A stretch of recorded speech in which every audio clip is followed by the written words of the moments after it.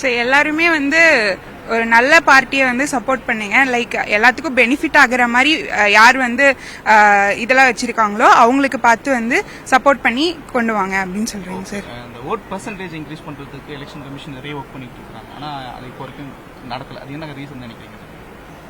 Lack of awareness. லதாஜி அது மாதிரி தான் இருக்காங்க அப்படின்னு சொல்லி நான் நினைக்கிறேங்க சார். அது என்ன பண்ணணும் சார்? எல்லாரும் ஒரு அவேர்னஸ் அண்ட் ஒரு இன்ட்ரெஸ்டை வந்து கிரியேட் பண்ணும் அவங்களுக்குள்ளேயே. ஸோ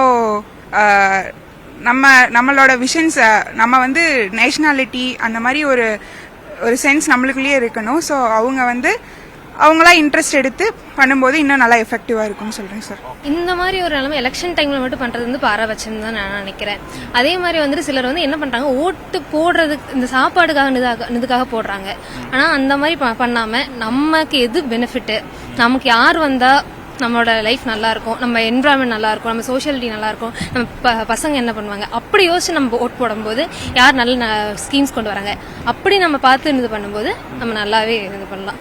இந்த உணவுக்காக காசுக்காக அந்த மாதிரிலாம் ஓட் போடாம ஜென்யூனா ஓட் போடுங்க சார். இன்னுமே பாத்தீங்கன்னா இன்னும் கொஞ்சம் ரோட் ஃபெசிலிட்டிஸ் வந்துட்டு ரொம்ப ரஷ்ஷாவே இருக்கு. எப்பவுமே பாத்தீங்கன்னா இப்ப ஈவினிங் டைம்ல எடுத்துட்டோம்னா இந்த திண்டல் ரோடு அப்புறம் அங்க பிரஃப் ரோடு அந்த ரோட் சைடு எல்லாமே வந்துட்டு இன்னுமே ரொம்பவே ரஷ்ஷா இருக்கு.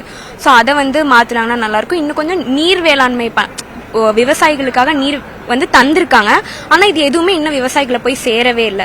ஸோ அதெல்லாம் கரெக்டா அலோகேட் பண்ணி ரிசோர்சஸ் எல்லாம் கரெக்டா அலோகேட் பண்ணி அந்த மாதிரி அப்புறம் புத்தகங்கள் அதை பத்தின வந்து ஸ்டூடெண்ட்ஸ் கிட்ட இன்னுமே விழிப்புணர்வு வந்து கம்மியா தான் இருக்கு. ஸோ படிக்க வைக்கிறது அது ரிலேட்டடான அவேர்னஸ் ப்ரொவைட் பண்ணாங்க. இல்ல அதுக்கு இப்ப பஸ் எல்லாம் கொடுக்கறதுக்கு பதிலாக அதுக்கு ஒரு இடம் மாதிரி பண்டி எல்லாரும் அந்த இடத்துல வந்து உட்காரலாம் படிக்கலாம் அந்த மாதிரி சொன்னாங்கன்னா இன்னும் நல்லா இருக்கும்னு நான் ஃபீல் பண்றேன். அது ரொம்பவே தவறான விஷயம் தான் நினைக்கிறேன். ஏன்னா அது நம்மளோட காசு தான், நம்ம கிட்ட இருந்து எடுத்து நம்ம கிட்டே திருப்பி தராங்க. ஸோ அது நம்ம யோசிச்சு கரெக்டா ஓட்டு போடணும். அந்த காசை நம்பி ஓட்டு போடாம, ஏன்னா நம்ம கரெக்டானவங்களுக்கு ஓட்டு போட்டோம்னா நம்மளுக்கு கிடைக்க வேண்டியதெல்லாம் அதை விட டபுள் ட்ரிபிளாவே கிடைக்கும். ஸோ அந்த 500,000 ஆசைப்படாம கரெக்டா போடணும். ஸோ என்னோட ஓட்டு வந்து விற்பனை கிடையாது. கண்டிப்பா ஓட்டுக்கு காசு கொடுக்கறதுங்கிறது பார்த்தீங்கன்னா அது பார்த்தீங்கன்னா லைக் ஒரு லாஜிக்கலாகவே வந்துட்டு அது தப்பானது தான். ஓட்டுங்கிறது பார்த்தீங்கன்னா ஒருத்தரோட உரிமை, அதை வந்துட்டு நம்ம விலைக்கு வாங்குறதுங்கிறது வந்து அது நல்லா இருக்கிறது இல்லை.